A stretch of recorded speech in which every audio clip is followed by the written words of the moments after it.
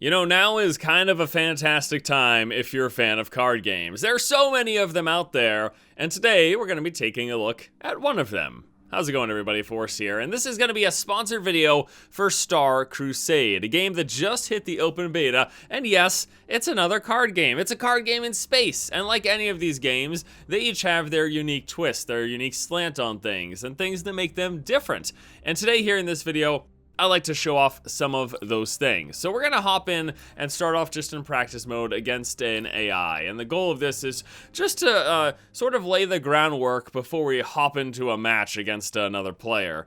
Now, to begin, we get to mulligan. So we get to decide are there cards that we wanna keep or are there cards we wanna get rid of. I wanna get rid of these two, and we're gonna hold on to our sniper. And we get a couple of creatures as well. Some decent early game creatures. We also got some later game creatures, which is kind of a bummer, but what are you gonna do? All right, so just to start off laying the groundwork, a couple of things. Here is our commander's portrait, and your commander is like the leader of the faction. There are 6 factions in the game, and each of them have sort of a different play style, if you will. Health is indicated at the bottom, energy to the right. We've got modules, which we can use to sort of alter and enhance our gameplay, and then here's our supply, which is our resource. Now, there's nothing for me to do right now, so we're just going to pass the turn on over. And as we go throughout the game, I'm going to explain the different things to you. Now, one thing that's actually very unique and interesting about this game is you'll notice we both started with 30 health. But the reason we both started with 30 health, it's not just that everyone starts with 30 health. Your starting health is based off of your deck size. And you can have a deck size of up to 40, between 25 and 40. So you can go with a smaller deck that's more consistent, or a bigger deck that's less consistent, but will give you more starting health. And it's kind of cool. It's a unique little twist on things. All right, so what do I want to start off with? I got 2 that I can play right now. So we get supply every turn, and supply fuels the ability to play our cards. We've got our Syndicate Stormtroopers, which is what he played. And we also have our Sniper, which when it comes into play, we can have it deal a damage. Now, this is kind of a tough choice. I think we'll go with the Syndicate Stormers, but I'm worried that he's just going to kill it. We'll see what he chooses to do, though. We're going to just play the Syndicate Stormers. I'm worried he's going to kill it with his commander power, which is this release mutagen. But if he does, he'll also take extra damage to the face, so maybe it's kind of a win-win either way. Let's see what he decides to do here. All right, he is going to do that. He's going to release mutagen, which mutates his character to do 2 damage. It also has him take a damage, plus the damage that he took to face. As you can see, he's taken more damage than us. But I think I'd like to wait to play my sniper until I can double cast it and kill this guy. So I'm actually, this turn, I'm just going to hit the rally. So this is going to go ahead and use 2 supply and rally this guy in. Now I could do something like try to pump him up, but it wouldn't actually do anything because I don't have any firepower in play right now. You know, there's going to be all sorts of terms that describe doing different things, but you know, we'll just say like there's similarities, of course, between this and other card games in terms of the different things you can do. Creatures that can attack once they come into play, creatures that get protective shields, creatures that reduce incoming damage, etc., etc. All right, so we've got 4 supply right now, which would let us play this guy, which is actually pretty good. So he's a 3/5 screen, and screen is like a wall effect, which the player has to attack into this creature before they can hit any other. So I think that's what we'll play. We're gonna go ahead and play a 3/5 screen, and let's assume that he has to walk both of those guys into it. So I could probably just leave this guy alive and attack him to the face, and that's what we're going to go ahead and do. So I could choose to attack any one of these creatures and tell you, hey, is that going to kill it? If it does, that shows the little skull there. If whatever creatures die, it'll show with this skull and crossbone icons. I'm just going to hit him in the face, though. I don't feel like I need to do that. And then we can go ahead and pass the turn again. So again, you get a supply every turn. Now, what about these modules? The modules actually make a really big deal. They make a really, really big difference. Wow, he's just threw all of his creatures away. That's what you get for playing AI. I mean, I guess it's good for me, so I'm not going to complain too much. The modules are interesting because they can really alter your playstyle. So we've got basic ones which do effects like deploy guardsman. But then I've got this here, which makes it so that whenever a friendly unit attacks, I shuffle a 1/2/1 Marine into my deck that has activate draw card. That's a unique thing. It's basically like an enchantment that is constantly in play, that you constantly get a benefit from. And then my third module is the fusion reactor. This is the base module if you don't have other specific modules to fill it, and this gives me 1 energy at the end of my turn. And as the energy fills up, we can do different things with it that are based off of energize. So for this one, I could play this sniper to deal 1 damage, and if I energize by spending 6 energy, I can return it to my hand, thusly allowing me to play it again. And there's different cards that have different energize effects. Alright, so maybe we should just play on curve and play the creature with firepower, yeah, instead of the 3/6. The 5/5 will let me trade into that guy nice and evenly too, if I so desire. So, alright, that's fine. We'll go ahead and do that. So that gets +1 firepower. Now what this does is while this is in play, anything that is affected by firepower gets that benefit. So example, target friendly unit gains HP and attack equal to firepower. So my firepower is 1, they get 1 extra HP and attack. Alright, deal 2 damage to target unit with the EMP blast. Now with the 6 supply, so I could attack into that, or I could attack into this, and let's do the nice trade right there. Okay. And then with the 6 remaining, we could play him, but I'd be worried about him dying. So maybe I'll just play my smaller guys right now. These 2. Yeah, that's good. We'll play these 2. Just a 3/2 and a 3/6. Nothing special about them. And I still don't want to attack. Actually, I can attack with the Guardians because the screen guy's dead. So we'll go ahead and do that. And then let's pass the turn. Okay. So let's see what now. The modules that he has, again, he's got the release mutagen module, which lets him mutate target unit, and then he can mutate himself to give him 2 attack, but also lose 1 HP. Now I'm on the losing end with my health right now, but that's probably going to change very shortly, because we are going to play this bad boy. It's a 5/4, and while he's in play, with the impact effect, all of the friendly units gain +1 attack, which, you know, that's a pretty big deal. Now, I'm thinking of I think I'm going to trade. I don't want him to kill this, so I wonder if it's worth it to trade into that guy. You know what? Actually, we'll keep him alive. That makes much more sense. What am I thinking? We'll keep him alive, and we'll trade this way, okay? And then I can go like this, and I can EMP to finish that off, and then I can just sacrifice this 1 guy to her, and then I can hit him for 4. In fact, you know what? Let's hit him for 5 with the 5/3. Boom, there we go. So you take your turns, supply is increased, you play the cards that you draw, and really the big thing, I'd say the big differentiating factors with this game, ooh, another firepower. Nice. The big things that make this game different are your starting health based off your deck size, and then the modules. And the modules just get more and more unique and interesting. And you know, these ones are pretty basic. Summon a 1/1, although this is actually kind of a really cool effect to get, but it's still relatively basic.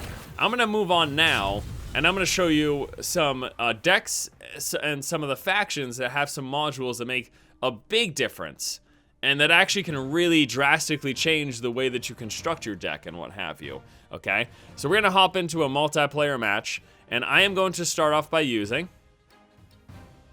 Let's go ahead and use my Hierachy deck, okay? So the Hierachy deck has a module. It's got 2 modules, two interesting modules of note. One of them is to heal 2, but it's basic.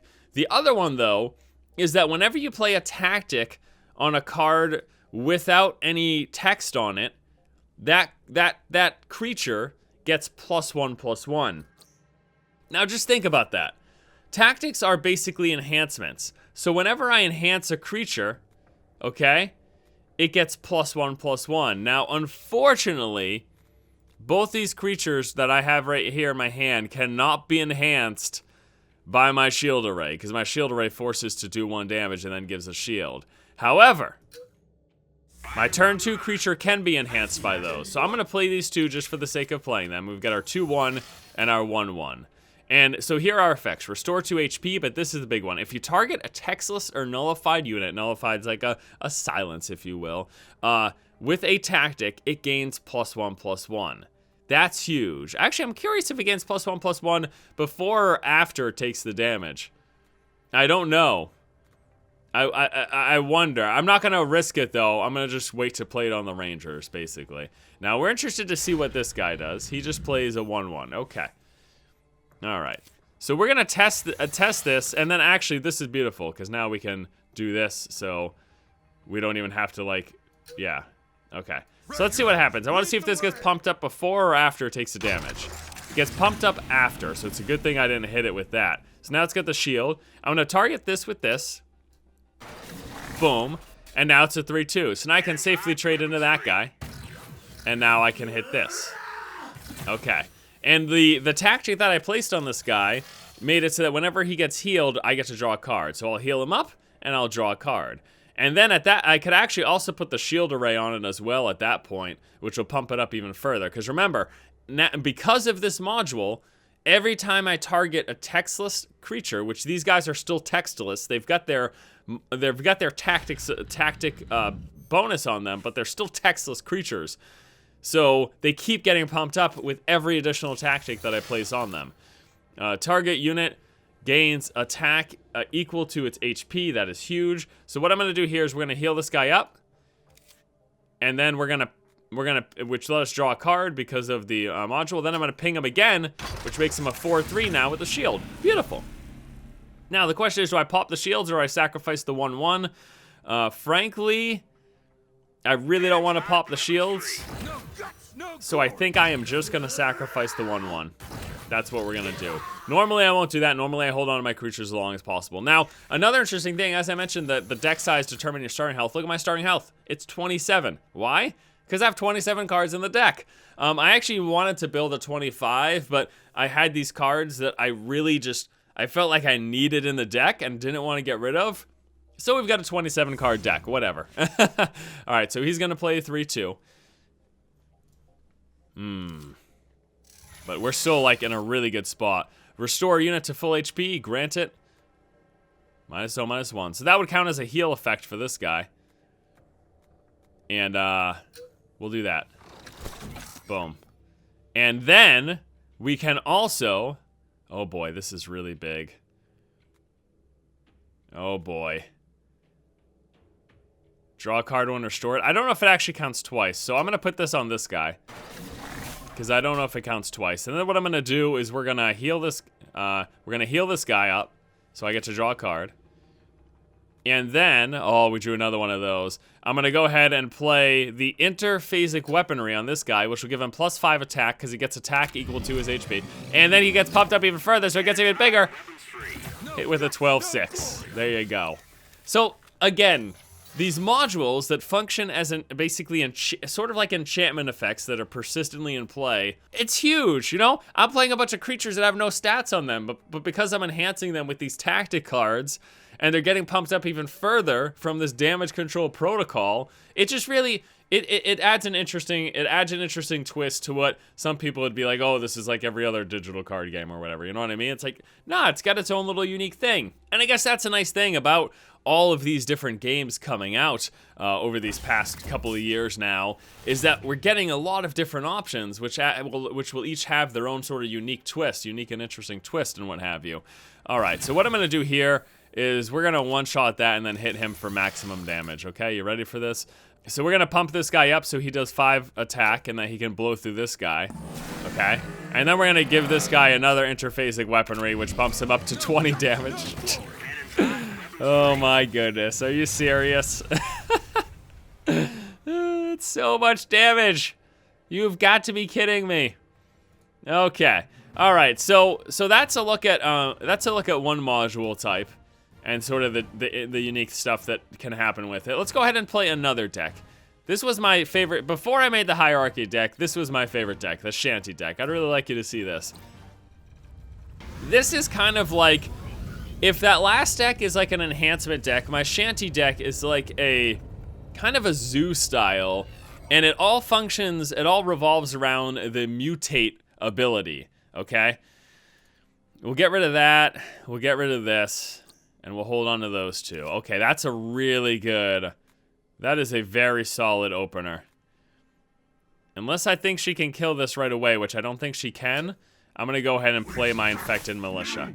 Okay, so my Infected Militia is a 1/2, and it has Mutate, Destroy it, and put 2 O3 Brood Eggs into play. And the Brood Eggs have Mutate, Destroy it, they become 3/4s. So the idea is that we mutate this guy, put out the eggs, and then mutate those eggs and get 2 3/4s. Now, how do you mutate? Well, there's a few things. I've got cards that let me mutate, like this one, Minerva Spores, mutate target unit, draw a card. Or this one, Gene Shaper Apprentice, mutate target unit, and it's a 2/2 creature. And then I also have my power, Release Mutagen, which for 2 supply, I can mutate target unit, and I can mutate myself to give myself 2 attack. On top of that, we've got the Natural Selection, which makes it so that if we control 3 or more aberrations, one of them mutates at the end of my turn. Okay, so what I'm going to do right now with 2 supply, I'm going to attack. We're going to play the Shapeshift Apprentice, the Gene Shaper Apprentice, mutate him, puts the 2 in play, and then at the end of my turn, I've got a 2 and 3 chance to mutate these guys because of this. And it doesn't happen, unfortunately. So the mutate, that means the mutate hit the Gene Shaper Apprentice. But I've got 3 aberrations in play, and that makes it that one of them will mutate. Unfortunately, there's no visual effect for that mutation, which it would be nice if there was, to show that this guy mutated. But since he doesn't have any mutation triggers, nothing actually happens. But if one of these guys had mutated, they would have turned right into 3/4s. Now, what I'm probably going to do is I'm not going to bother spending the mana to mutate these guys. I will let them mutate themselves from that Natural Selection. And I'm going to play the Nyx Hound, because the Nyx Hound is a card that gets really big really fast, and it can actually be pretty fantastic. All right.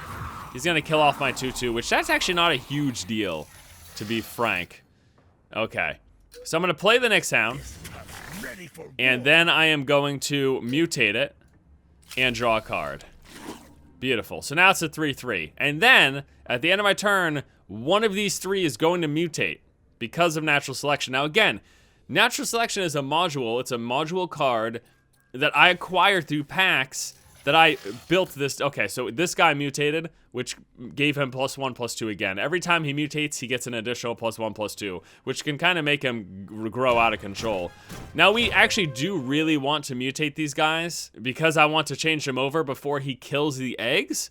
So next turn, I'm probably going to use my Release Mutagen to mutate one and my Minerva Spores to mutate the other.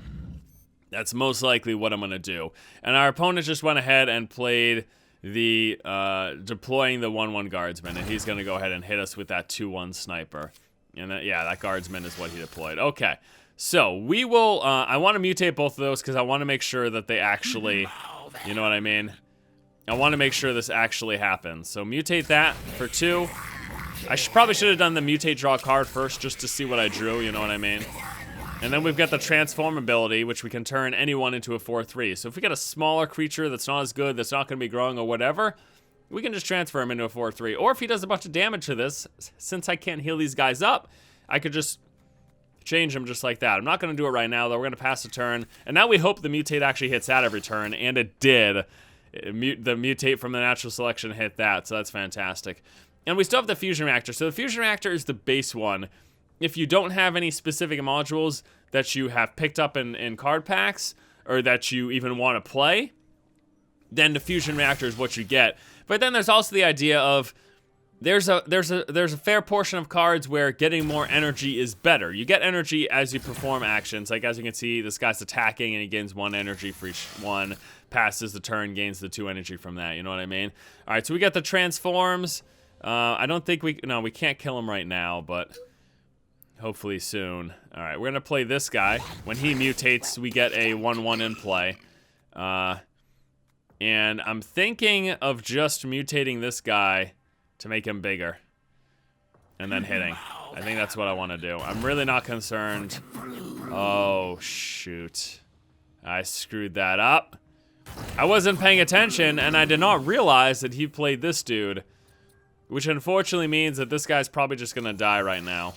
See if the mutate hits one of these 2. It does not. Oh, that's a bummer. He's probably just going to kill this. But I guess the good news is we're likely to just kill him next turn. We've got our 2 mutagenic growths. Give friendly aberration +5 attack destroy this unit at the beginning of your next turn. So we gain 5 attack. That's going to be 10 extra damage since we are going to have the 6 supply, and it's 3 supply each. That's going to be 10 extra damage. So, well, he might kill the 6/9 here, but it won't matter, actually, because our 10 extra damage anywhere is going to be enough. He's at 13, yeah. So as long as one of these guys lives and he doesn't play someone with screen, we're probably just going to kill him right now. Oh, okay, he's going to trade into that. Yeah, so it looks like we definitely win. He's all out of supply right now. And he's hitting my face. Okay, so yeah, we win right here. Plain and simple. Okay, so pump him up, and maximum BM. If there's anything I learned from Hearthstone, it's that to be as bad manners as possible when killing someone. That's not what I'm trying to do. No. All right, so we've taken a look at some gameplay. We've seen three of the different factions in this game, and 3 different types of decks and playstyles. Let's go ahead and take a look at some other stuff now, okay? There's also this raid mode, which is pretty interesting. I'll take a look at that in a second. So here is deck construction. There are neutral cards. So these ones can be used in any of the factions. And then here are the 6 different factions, okay? So 6 different factions, all of which have their own unique cards. Oh, I unlocked a new card for the Terran, these guys. Target unit gains assault. Huh. Okay, cool. All right. But again, there's the cards, and then here are the modules. So let's take a look at the modules for the different factions. So here's module, destroy random enemy unit with your selected unit's cost. So what that means is, with this module, I can spend 18 energy, pick a unit of mine, and destroy an enemy unit that has the same cost as the unit that I picked. We've also got Thick of Battle. Your commander has +1 attack when attacking units, and you start with -5 HP. And then Thrash, which for 2 supply, we can deal 1 damage. Some modules for the Shanty, and these aren't all the modules. These are just the modules that I have. As you can see, there's quite a few bit more.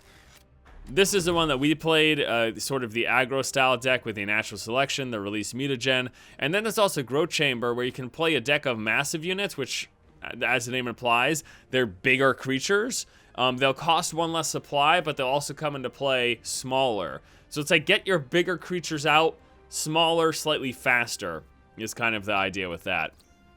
Module here, restore 2 HP, and then this is the deck that we built around pumping up our creatures with our tactic cards, and they get bigger and bigger because they're textless. All right, we got the this guy, the Terran, deploy a unit, and then also whenever a friendly unit attacks, we get that 1/2/1 that when it comes into play, we get to draw a card, and we get those constantly shuffled into our deck, so it helps keep our deck nice and big. This one, the Consortium, target unit soaks 1, which basically means every time they take damage, they take 1 less damage. And then also redeem Contract, which deploys dealers, contractors, or bodyguards, and each of those have their own special effects, and that's 2 and 3 supply respectively. And finally, the Anunnaki are, let's see, 9 for 9 energy friendly unit on the right gains Zeal. Ooh. And then there is a Mind Anchor, decrease target unit's attack by 1, or gain 1 psychic charge. And psychic charge, the more psychic charge you have, the better effects will, for example, there's cards that scale off of psychic charge. Increase your psychic charge by 1 at the end of your turn. Nullify target unit, then deal damage equal to your psychic charge. So yeah, the higher psychic charge you have, the more effect you'll get from these cards that scale off of them. Now, as you can see, there's not a ton of cards per faction right now. The game is in open beta, and it's something that you can just hop in and play for free right now. In fact, I think they set up a code as well if you do Force SG down over here. So if you decide to download and play the game, and you go into your settings, and you go into promo codes, you can type in Force SG, and I think you get a couple, it's like 2 or 3 free booster packs as well, which, hey, yeah, I mean, it's a free-to-play game, and you get some free boosters. Why not if you like what you see here? So yeah, there's the cards, there's the modules, there's the neutral cards, and there's a few different creature types like supports, cyborgs, aberrations. You can also, if you have extra cards, you can scrap them by melting them down, or if there's just a card you don't want, you could click on it, melt it down, and then you can create cards that you do want with that scrap. So you melt down cards to get scrap, and then you use that scrap to create cards. And obviously it works in a fashion where it takes multiple breaking downs of a card type to go up to a higher card type, right? That's how it always works in these kind of things. Okay, so yeah, how do you get cards then? I can't believe I derped that up. Yeah, there's a lot more cards than I have. How do you get cards then? Well, in the store, there are boosters that you can buy, and it looks like there's a bunch of other things that will be coming that aren't currently in the game, like campaigns, card backs, avatars, skins, and even heroes, which I assume those are hero portraits. I'm not sure how those differ from avatars. We'll find out in the future. Who knows? So booster packs. How do you buy them? You buy them with credits. You buy a single booster pack with 100 credits. Right now, I've got 510 credits, so I could buy 5 booster packs. Anything over the single pack will cost a dollar value. So for $7, 5, $13. It's actually funny that they show this in USD, because usually they've got some like conversion rate, and you got to figure it out and be like, oh, well, how much does this equate to compared, you know what I mean? Here, they're just straight up. They say, this is $7. It's not 500 space coins, you know what I mean? Or there's just the credits that you get in-game, and like I said, I've got 510 credits just from playing. Yesterday, I probably played for, let's say, about 4 or 5 hours or so. Got me enough to buy 5 booster packs. There you go. And I also have a bunch of booster packs right now, so let's open up a few of them just so you guys can see what that process is like, all right? We'll open up a booster pack, see what we get. Now, there's also the rarities at the top that I mentioned before, but down there at the bottom right, you can see there's the key that shows the different rarities from Conscript up to Paragon. And, yeah, just different stuff. All units with 3 or less supply cost. All units with 3 or less supply costs deployed this turn gain mobility, which will let them attack immediately, okay? So you play a bunch of units to less than 3, and then you drop this down, and they all got mobility. Fantastic. And if you can pump them up even further, that's greater. Okay, we got the Oathkeeper. So 1/3 for 2, activate, gain 1 attack for every support unit in play. So obviously this is a creature that you'd want to play in a deck where you have a lot of support creatures. And support is like the creature type, if you will. Precision Strike, deal 3 damage to target enemy unit. Energize 2, so if you spend 2 energy while you cast this, which energy, as we saw in-game, accumulates as you do things like attack, or if you have those modules that increase your energy. If you spend 2 energy, it also deals 1 damage to adjacent units, which, let me tell you, 2 energy is very easy to come by. The Avatar of Ak-Oza. It's a 4/3 for 6, so not great stats for the cost, but activate, add Psychic Charge to attack and HP. So the more Psychic Charge you have, the bigger this thing will be. Stack a bunch of Psychic Charge, and all of a sudden it's great value, great stats. Mind Wipe for 2 supply, nullify target unit, which basically removes any of its effects, like the text that it has. It just wipes it clean. And then deal damage equal to Psychic Charge. And then we've got the 3/5, which ignores armor.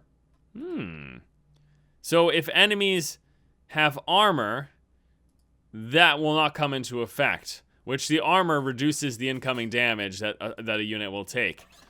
So that's a card that says, no, it actually doesn't. All right, with 2 supply Cypher, when enemy plays Tactic, shuffle it into his deck. So Cypher is a card that's hidden until the effect is triggered. And then, so if an enemy plays a Tactic, this card basically says, nope, that Tactic is not played. Instead, it gets shuffled into your deck. Alrighty, Biomonger, 4/5 for 6. For every enemy unit destroyed, restore your commander up to 3 HP. Scour, 4 supply, deal 3 damage to all non-damage units. That's pretty decent. Here's the Dormant Pathogen. So this works in the Mutate deck, the Shanty. You can see the faction that it goes under there. Target unit gains Mutate, deal 2 damage to its owner. So that's something you put on your opponent's creature, and then whenever you mutate it, then it deals 2 damage to the owner. And then Liquefy, destroy unit with Mutate, and gain 2 Revitalizing Serums, which Revitalizing Serum is just a healing ability. So you could put a Mutate on an opposing creature, I believe. Yeah, you could put the Dormant Pathogen on an opposing creature and then liquefy it and give yourself 2 healing serums. Then we also got the Blood Fury Ritual, destroy friendly unit. All friendly units gain +3 attack until end of turn.